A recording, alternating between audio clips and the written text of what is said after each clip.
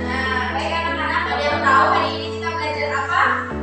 Letak geografis Indonesia. Nah, benar, kita akan belajar mengenai IPS, materi letak geografis Indonesia. Menurut pandangan kalian itu letak geografis itu seperti apa? Dari sudut pandang Tuti apa Tuti? Berhubungan dengan apa? Tanah atau danau, garis pulau, garis garis apa? Kalau uji apa? Kalau uji apa? Garis khatulistiwa. Boleh. Nah, ini ya sepengetahuan mengenai tentang letak geografis Indonesia.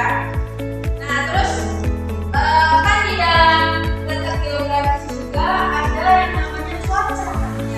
Di Indonesia ini punya beberapa iklim ya, musim cuaca yang ada dua, yaitu tropis dan subtropis.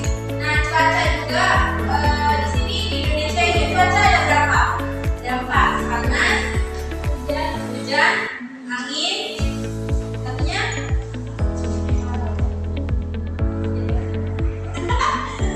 ya. Oke, sekarang kita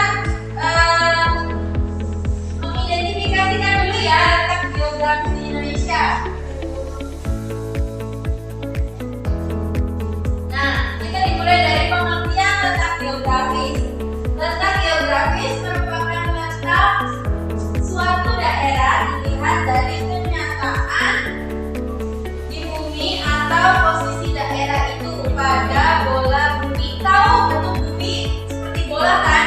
Yang globe ya kan? Yang biasa ditaruh di perpus biasanya ada ya itu globe. Nah, letak geografis juga dilihat dari segi astronomisnya, geologisnya, dan sosial budayanya. Nah, kedudukan dari suatu objek pada suatu wilayah yang luas, negara Indonesia itu terletak dari belahan bumi timur. Sebelah timur itu namanya garis bujur, dan sebelahnya lagi itu sehingga itu sering disebut dengan negara timur, kayak negara tetangga itu negara timur ya. Lalu berapa sih letak geografis Indonesia itu? Antara berapa dan berapa? Nah, letak geografis letak astronomis wilayah Indonesia itu dari 6 derajat bintang utara sampai dengan 11 derajat bintang selatan, dan 95 derajat bintang timur sampai 141 derajat timur itu dari peta